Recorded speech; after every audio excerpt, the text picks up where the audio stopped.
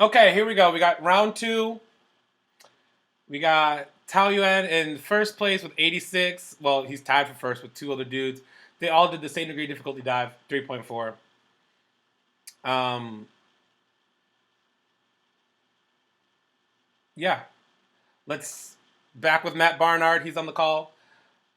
We are gonna run through round two, and we'll see what we got going on here. Hello. Back 2.5 pike. We have a back 2.5 pike.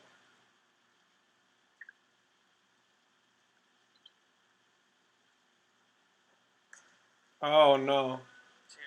Tried a little bit too much. That's a hard move to make. Back 2.5 pike is already a hard dive in general. But you can't crimp on that takeoff. I'm sorry. You need to have straight knees on the push. Straight knees on the push. So when you say that, what do you mean? It's like as he leaves that board, there's a bend in his knees before he connects into his pike position. Oh, the slow-mo. Oh, so you mean this? Yeah. I feel like I see a lot of that on the reverse, but I feel like I very rarely see it on the back. We had a few kids on our team who did that, and it definitely made them duck points in the competition. Well, I mean, something he does well is he gets into a really small pike, and I love that. Sure. And then what he should have did is he should have let the legs legs out and hips out at this part right here. But I think he sets them a little high. Sure, he should have pushed full extension towards the feet. I feel like he set him a little high. And then his lineup position was a little funky too. Like he didn't yeah, he never got his arms behind his head. I think this was I wonder if he struggles with backs. Evidently. Because, you see how his arms aren't behind his head? This is an awkward back lineup position. Because, what you want is It's not too bad. It's not. I mean, I've seen worse. I think it's fine. It's not great, but it's still within the range of it being fine. Yeah, but we don't want to be fine. We want to be great. And if he wants to be great, he has to get his arms behind his head. Never mind then. Like that. There you go. What you giving that? 7.5, 8? What? No, I'd give this a 7. Did I? Yeah, I would give that a 7. It's not Big Ten judging, that's for sure. Well, some of us are lucky for that because some of us are Big Ten champions because of the Big Ten judging. So. Some of us. I got second. Not because of the judging. All right.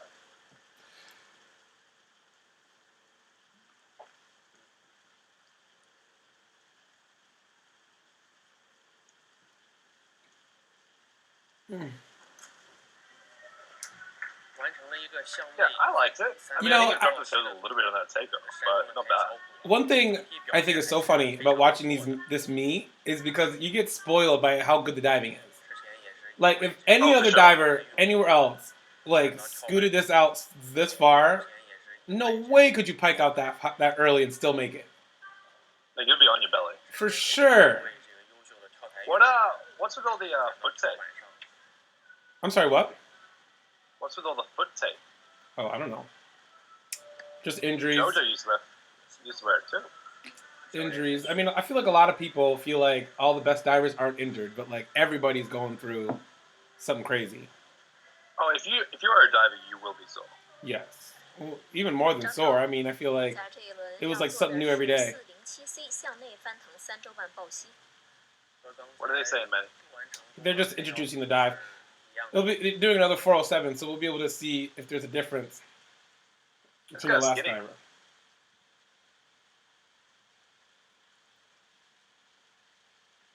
Real skinny. A good start. So the commentator said the start was really good. He said he jumped really, really high. This was a great start. Look how tall he is in that position. Yes, and this is what I always tell people. I'm like, you want to be tall.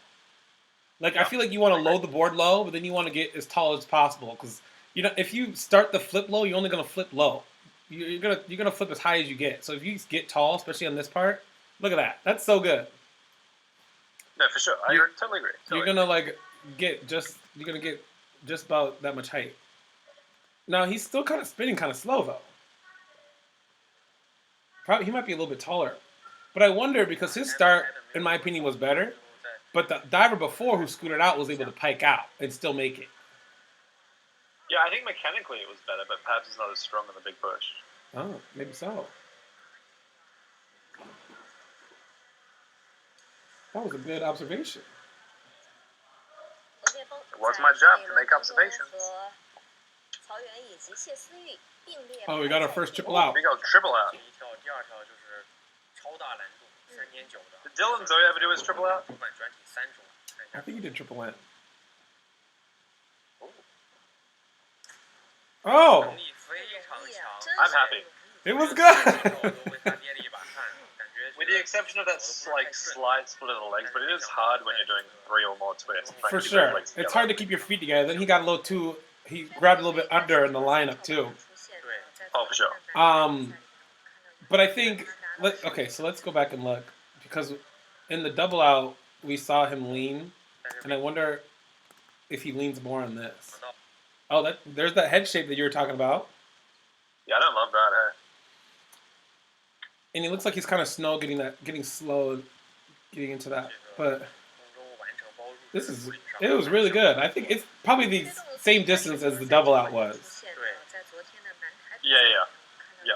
But again, it would take a lot of courage to stand up as tall as you can on a triple out. You have to have a lot of confidence in your strength and be able to do that. Nice dive. It was good. Now, if you were to get 8.5 nines on it, what can you do? What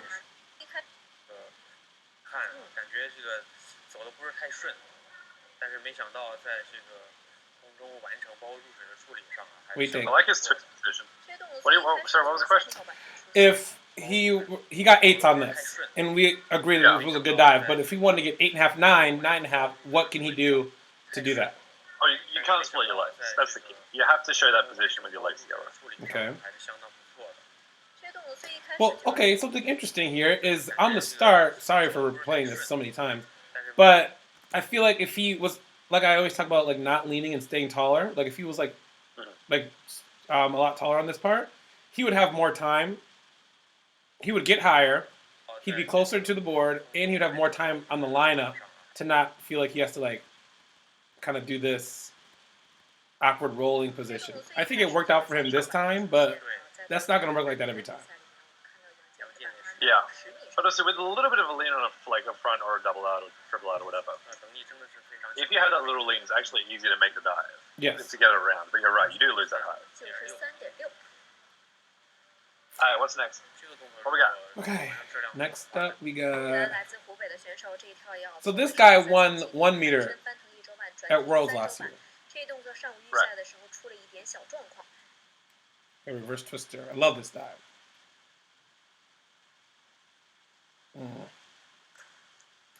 I thought the arms were slow.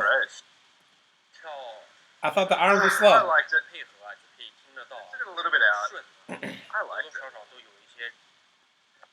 I thought the arms were slow because the arms should have been up, like about right there. They should have been over his head. I don't know. I think for a gainer, you can actually be a little bit slower as the arms come. If you come through a little bit early, you tend to pull the hips out, right? So if it comes up at the right time, you actually force to keep the body line in the same position. Thank you for coming to my TED Talk. Well, I disagree. I disagree in this case because his arms are in front of his body. And they never go over his head. They never go over his head until like right there, right? So You're saying it's cutting through the side.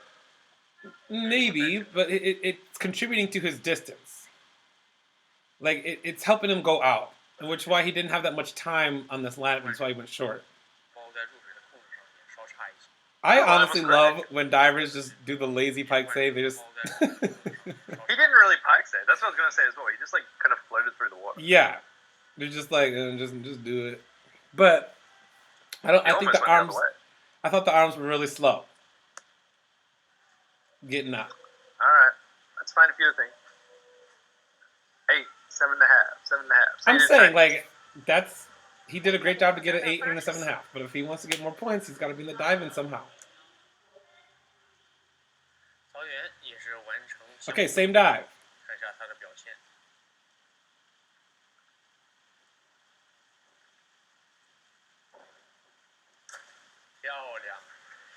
I mean, that was great. It was. He was a little bit forward in the hurdle. Let's see where his arms were. Slow down. So this is what I was talking about. He was a little forward. Sure. See, this is what I was saying. Oh, so you're saying his arms come through that? Yeah, that's fair. That's fair. Because the other diver stopped the arms about here and then That's started sort of getting right. into it, which is, you do a 1.5 twist. You don't need a lot of You're somersault. right. He does get his arms all the way up, which is important. Yes. And then Look at there's his the head stretch position position.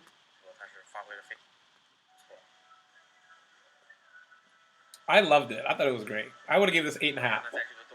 What I loved about his pike save is how he was going a little bit over, but then he dropped his hips back through the line, which pulls the legs forward to make it look like it's nice and vertical, even though he was floating over. I even think he could have did a better job of it too, but he did a great job, just like you said.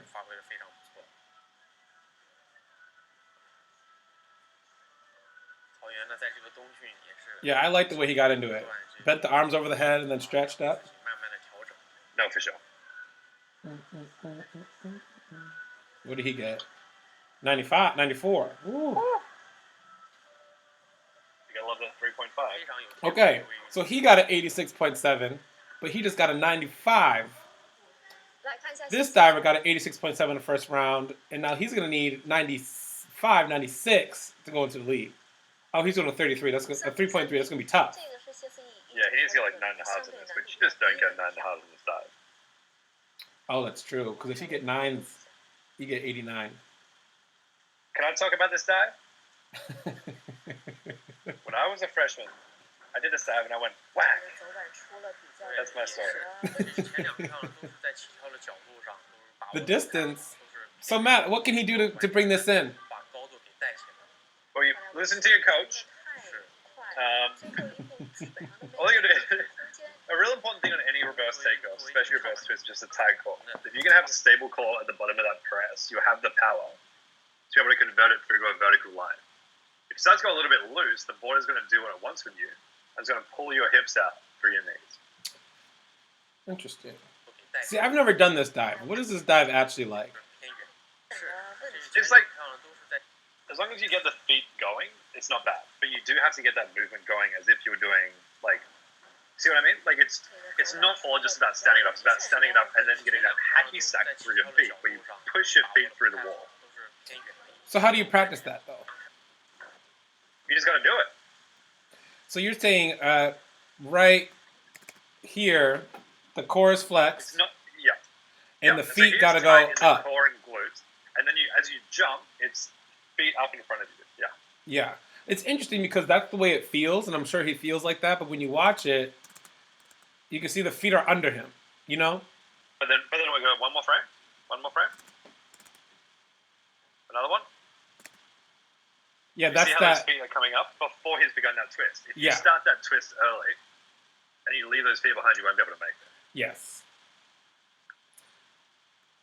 For sure. It's a lot of core and a lot of toes on that dive. All reverse twisters, that's all it is the core and the toes getting up. Yep. Right on the end. It's a shame he went this far out. Okay, What a shame. let's talk about this lineup, though. So if this was your diver, what would you say? He's coming out like this.